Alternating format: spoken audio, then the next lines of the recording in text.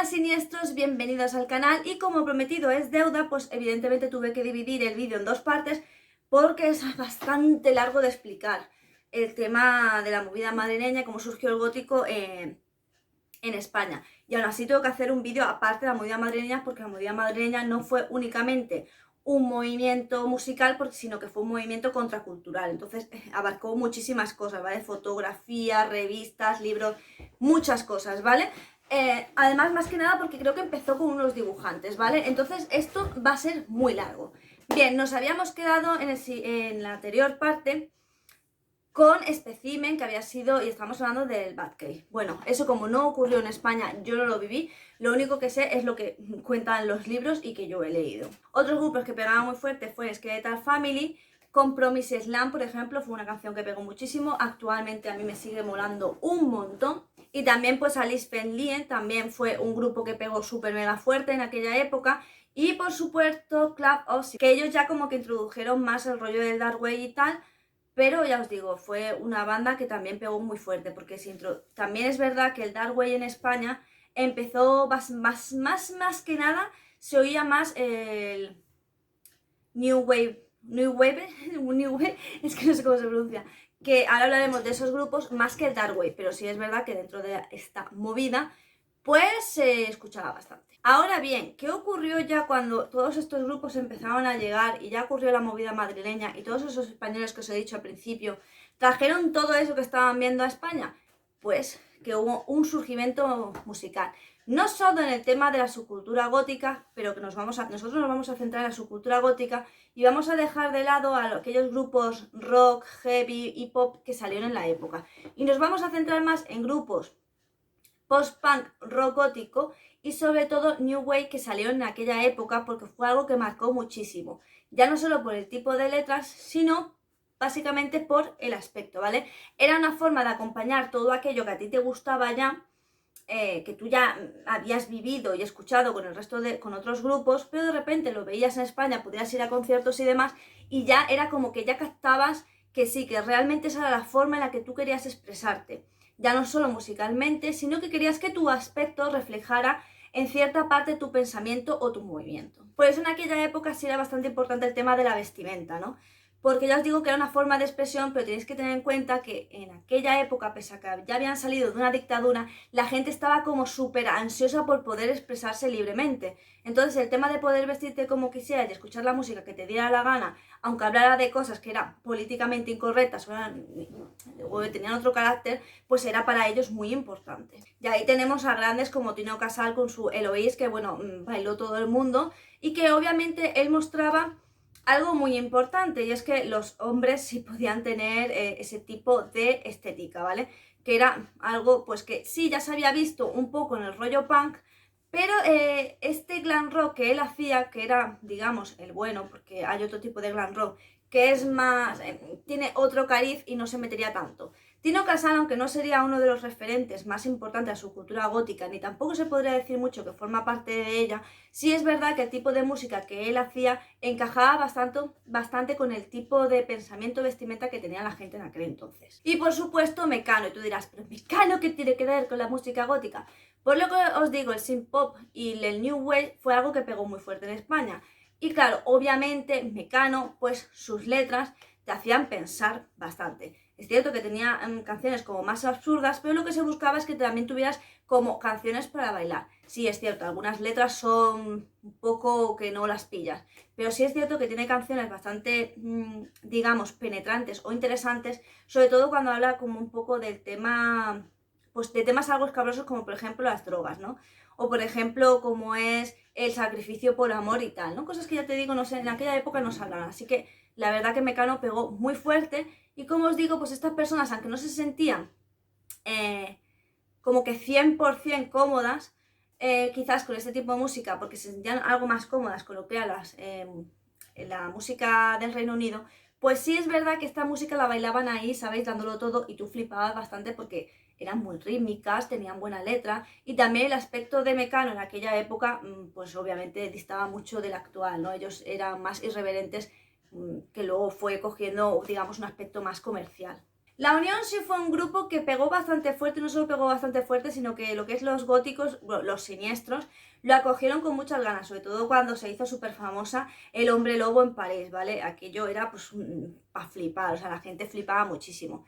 Y de nuevo esta banda, a ti te sonará mucho a pop, pero en aquel entonces era bastante new wave, ¿vale? Todas las marcas, a no ser, todas las bandas que diga, a no ser que haga una especificación, eran new wave, ¿vale? Porque era pues lo que se llevaba en aquel New Wave, no, ¿vale? New Wave, ¿vale? Es que digo New Wave, pero no sé si se pronuncia realmente así, sabéis que mi pronunciación es pésima.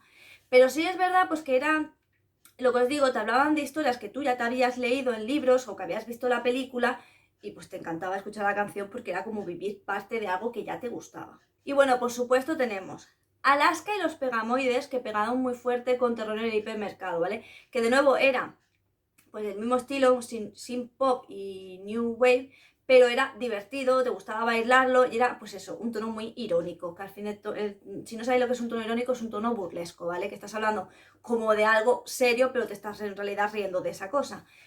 Y ellos pegaron muy fuerte, pero bueno, como Alaska es un culo inquieto, pues al poco tiempo esa banda tomaron derroteros diferentes, de unos de ellos ahora hablaremos, porque fueron también bastante importantes y hoy en día se consideran una banda de culto, pero digamos que después de Alaska los Pegamoides, pues Alaska pasó a Alaska y Dinarama. Y bueno, Alaska ya era como un super icono por su forma de vestir y por la forma que tenía de hablar, y claro, por el tipo, digamos que por la gente con la que se relacionaba. Aunque Alaska actualmente se le critica bastante porque se dice que fue una persona que llegó... Bueno, eso lo contaré en el vídeo de la movida madrileña, ahí la parte oscura de la movida madrileña. Pero sí es verdad que ella, por su forma de ser, de pensar súper libre a la hora de hablar de sexualidad, cómo le parecía a ella la sociedad, era una persona súper irreverente, no tenía ningún tipo de pelos en la lengua, pues sí es verdad que entre el aspecto que ella tenía, que era muy bruja, ¿vale? De hecho, la bola de cristal es una bruja. Pero la forma de vestir, la forma de expresarse, el cómo ella cantaba y la forma de ser que tenía era algo que sí caló muy, muy profundamente en los siniestros, convirtiéndose de hecho en uno de los iconos de los siniestros. Yo hoy en día, esto normalmente no lo habéis escuchado de ningún español, porque hay muy pocos españoles de los 80 que hagan vídeos de YouTube hablando de la subcultura, pero tenéis que saber que para mí siempre ha sido un referente Olvido Gara. Olvido Gara es Alaska, ¿vale? Y siempre ha sido un referente precisamente porque, por eso mismo, porque pese a yo haber escuchado toda la música y estar muy familiarizada y ayudarme en ciertas etapas de mi infancia, adolescencia, pues sí es verdad que hasta que no vi a Alaska, que era una mujer vestida de esa manera y pensando de esa manera, pues fue cuando realmente dije, clic, esto es lo mío, ¿sabes? Y bueno, realmente ella se hizo, o sea, tiene grandes temazos, ya no por la voz o el tipo de música, sino por la letra. O sea, ¿quién no se acuerda de cómo pudiste hacerme esto a mí? O el gran aclamado que prácticamente fue un himno. O sea, el tema de Ni tú ni nadie, no sabes, o sea, a ti te la cantaba, o sea, era una canción que escuchabas continuamente porque era como un himno para la gente, ¿vale? En plan, era, claro, esa canción por su significado es, la gente lo tomaba también, aparte del significado mismo que tiene la canción, la gente era en plan de, voy a ser como quiero ser y nadie me va a parar, ¿vale? Y me importa una mierda la opinión de todo el mundo. Entonces se convirtió, ya os digo, en un himno y fue de las que más famosas se hicieron dentro, separando, como digo, el rock, el heavy metal, el hard rock. Vamos a quedarnos únicamente post-punk y música gótica, que por supuesto la música gótica es New Wave, es Nip Pop y Future Pop, ¿vale? Digamos que sería lo más bailable.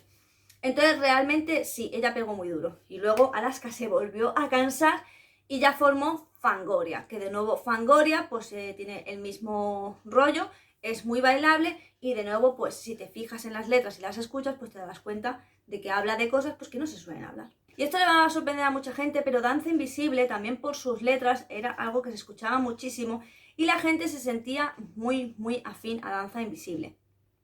Como os digo, en aquella época pues llevaban un aspecto, no es como ahora, ¿vale? Actualmente tú ves a Danza Invisible y van como muy pijitos y tal, ¿no? Y se dedican un poco más al pop rock, pero ellos empezaban con New Ways y realmente pues tenían unas canciones que hablaban, pues ya os digo, de ángeles caídos, de sentimientos, había una que se llamaba Ecos, que era muy muy buena la canción, Contacto Interior, y luego ya sí sacaron temas más pop rock, que ya fue lo que terminó de consagrarlos, aunque ellos empezaron con una manera, sí es verdad que se tiraban mucho por el pop rock, y al final, pues Sabor de Amor, que era pop rock, y no sé, ya sí que estaba muy alejada de su cultura gótica, era lo que más sonaba. Pero en el inicio ellos eran más siniestros. Luego lo que le pasó a muchas de estas bandas, que como algunas se separaron, se rejuntaron, formaron nuevas y tal, como que es que la movida duró hasta finales de los 80, o sea, duró 4 o 5 años, fue como un boom de expresión, porque claro, tenían mucho que expresar después de tantos años, pero luego se estabilizó bastante y las bandas ya empezaron a buscar, pues es verdad, derroteros más comerciales. Y bueno, vamos con una banda que yo considero, bueno, yo considero no, de hecho es de culto y es Parálisis Permanente.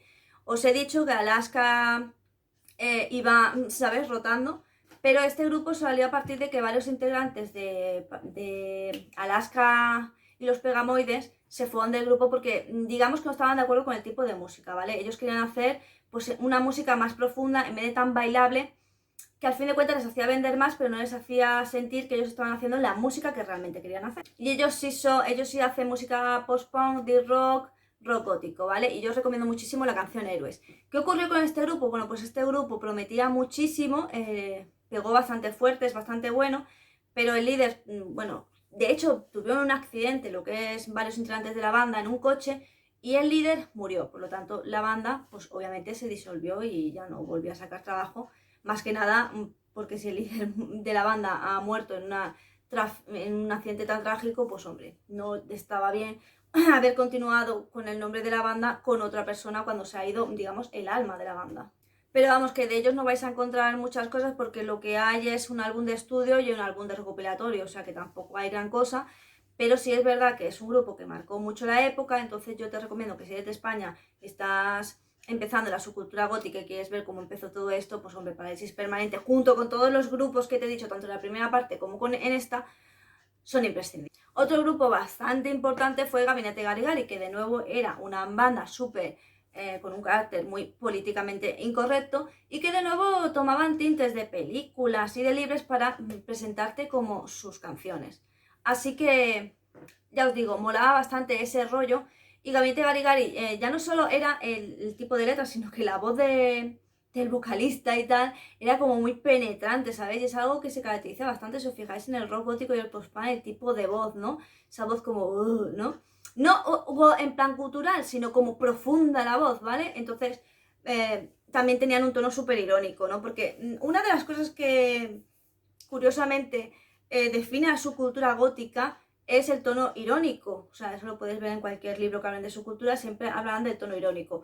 Y es verdad, porque se usa un tono burlesco para determinadas cosas. Y Gabinete Garigari, lo que más pegó la culpa fue del cha-cha-cha. O sea, muy fuerte. Aquello pegó duramente. El calor del amor en un bar también muchísimo. Cuatro rosas, en fin, hubo bastantes canciones de Gabinete Garigari, pues que en aquella época se hizo bastante potente. También tienes que saber que hay grupos que, pese a que se formaron antes y ya estaban actuando, como que no fue hasta la movida de madrileña que tuvieron como su oportunidad o su momento más fuerte. Ya os digo, quizás porque la gente estaba un poco en stand-by a ver qué es lo que iba a pasar. El momento de transición fue bastante duro para la gente de esa época y bueno, pues las cosas fueron bastante poco a poco. Hasta que fue tan poco a poco que al final dijeron, a la mierda, explotamos y entonces ocurrió todo lo que ocurrió. Y bueno, esto ha sido las dos partes de un vídeo donde yo creo que se concentra bastante bien lo que es la historia de la subcultura gótica, cómo nació en España, más bien los siniestros, cómo surgimos en España. Y todas las bandas que te he dicho, pues yo creo que son totalmente imprescindibles para que tú empieces. Ya te digo, yo siempre lo digo, vale que no te vayan a gustar, ¿vale? No te tienen que gustar todas las bandas, ni tiene por qué ser el rock gótico tu género musical favorito, ni el death rock y tal, ¿no? Porque cada persona pues tira como para una rama o un estilo musical del gótico. Pero sí es verdad que yo te recomiendo que las escuches las canciones y escuches estos grupos, no por nada, sino porque te vas a dar cuenta de cómo surgió la subcultura gótica. Es decir, la subcultura gótica no llegó un día y dijo, bueno, pues ya está, somos góticos, porque rock gótico y el tema del gótico, la palabra, haré un vídeo referente de dónde viene el gótico, porque muchas veces los godos de Alemania, dejaos de rollos, ¿vale? No tiene nada que ver con eso.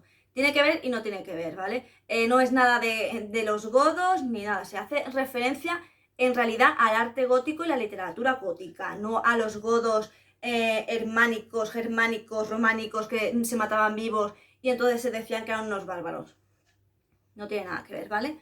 Simplemente se decía que era rock gótico, pues más o menos porque era como bastante diferente a lo que había.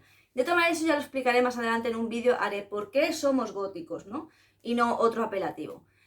Pero ya os digo, fue una época muy importante y así os vais a dar cuenta de cómo realmente la música se nutría de literatura, de arte, de películas, y todo eso fue componiendo poco a poco pues todo lo que era su cultura. Y claro, cuando fueron pasando los años, más todavía. Y también te digo que habrá una tercera parte, porque obviamente esto fue una movida hasta los 90, pero es que en los 90 hubo otro resurgimiento de la subcultura gótica en España. Y ya hablaremos de ella, pero esta se centra en los 80. Y el próximo vídeo, a lo mejor también tienen que ser dos, se centrará en los 90. Así que espero que te haya gustado muchísimo este vídeo, que me regales un pedazo de me gusta si te gusta este contenido. Y recuerda que yo te estoy hablando desde la visión mía de niña adolescente que vivió todo este movimiento, tuve la suerte cuando surgió. Entonces, es mi experiencia. Obviamente no sé cómo surgió en Latinoamérica, sé que surgió más tarde porque yo tengo muchísimos amigos mexicanos, peruanos, chilenos, colombianos y de Ecuador, ya está, y argentinos. Pero ya está, no tengo ni de Panamá ni nada de esto. Entonces es mi punto de vista. Obviamente no es lo mismo la persona que vivía en Valencia como yo a la persona que vive en Madrid.